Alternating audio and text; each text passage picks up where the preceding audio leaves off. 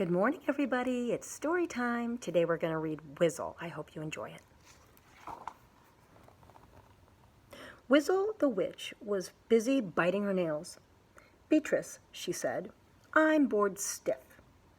"Well, you've been perched on your behind for so long you're stinking up the place," said the parrot. "Now go make someone suffer." "But who?" said Wizzle, "and where?" "Frimp Farm," yapped Beatrice. "It's a frimpy family, all right. There's DeWitt Frimp, Fred Frimp, and Fred's wife, Florence Frimp."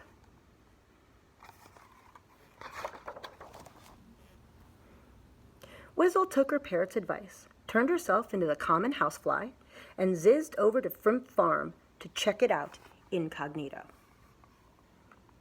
Snoozing and snoring with a fly swatter in his fist was DeWitt Frimp. He detested every breed of fly, especially the common housefly. And since he wasn't up to milking cows anymore, he had plenty of time for swatting.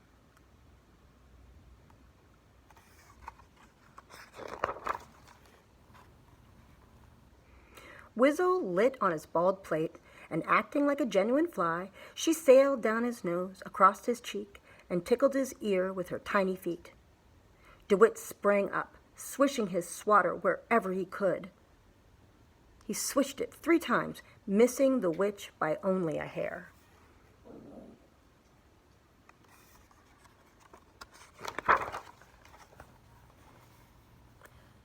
Resolved on revenge, Wizzle zoomed out the window, determined to cook up a really nasty plan. "Wizzle," she said to herself, "that bald-headed fuddy-dud with his crazy swatter darn near did me in. He'll be getting his all right, and double quick." Once she got home, Wizzle hurled her body into her bed and stared at the ceiling as if she dared it to try to stare back.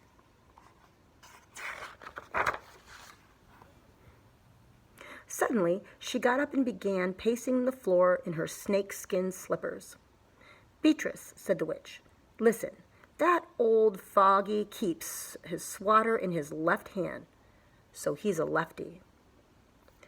I'm going to turn myself into a left-handed work glove and make sure that he wears me constantly. Then I'll give him the works." "That's the way, Wizzle," Beatrice squawked. "Make him sizzle."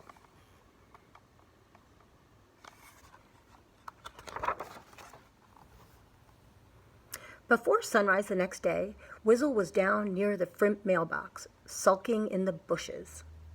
When the sun showed up, so did DeWitt, a fly swatter in his left hand and a letter in his right. Presto!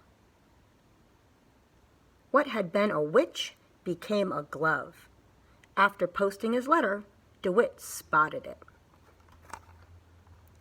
"Frimp, my man, it's your lucky day," he exclaimed, and he traipsed back home with a happy harpy on his hand.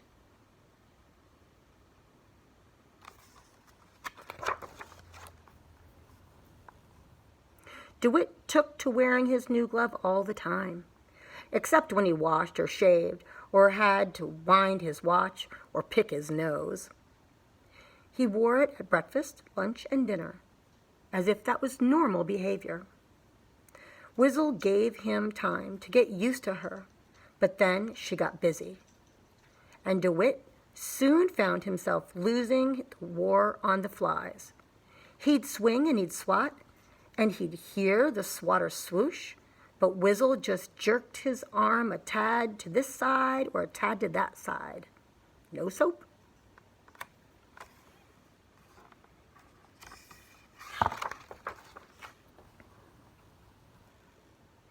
This made DeWitt dippy sometimes.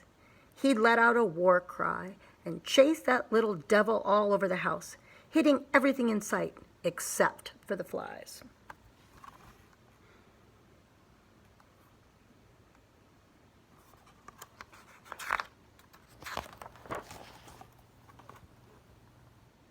"Are you all right, Pops?" Florence Frimp finally asked.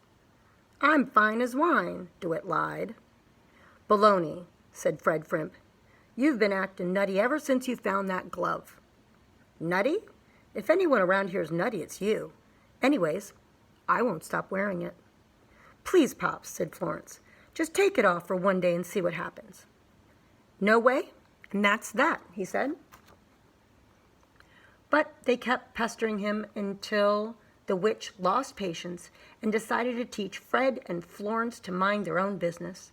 She began by giving them unbearable itches and unexplained places, and the harder they scratched, the more it itched.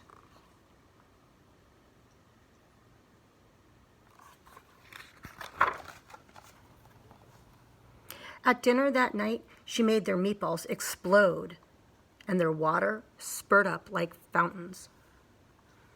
And in the morning, she made the whole house tremble and shake so that the boards it was built on cried for help.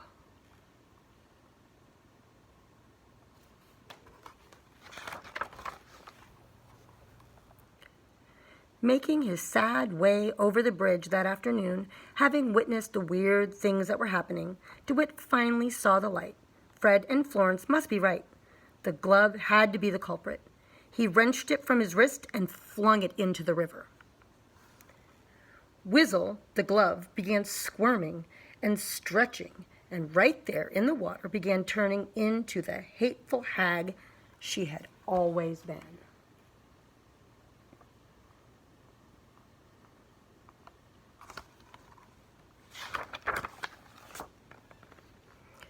And oh, how Wizzle hated getting wet. She'd never taken a bath since she was a helpless baby. And she'd never washed since then.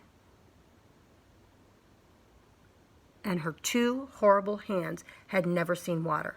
She thrashed, gurgled, spurted, and spat. And then she started to sink. DeWitt stared in disbelief, but repulsive as Wizzle was, DeWitt couldn't bear to see a fellow creature drowning, so he dived right in, and holding the disgusting witch in his arms, he started towing her ashore.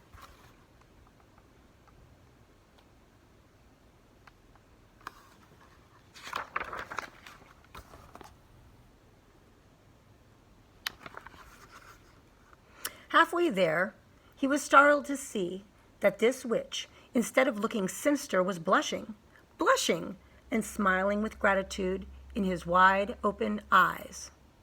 Wizzle had been so thoroughly cleansed by the crystal-clear water that all her vicious nastiness was whirled away downstream.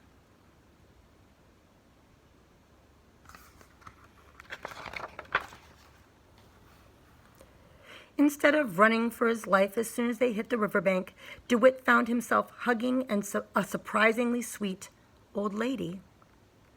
Needless to say, Wizzle and DeWitt fell completely in love and wound up an old married couple who stayed together on the farm.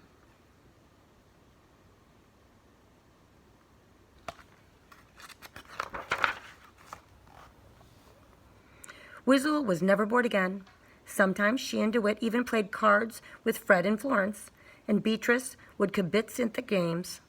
"I guess I'll have to stay here with these humdrum humans," the parrot figured.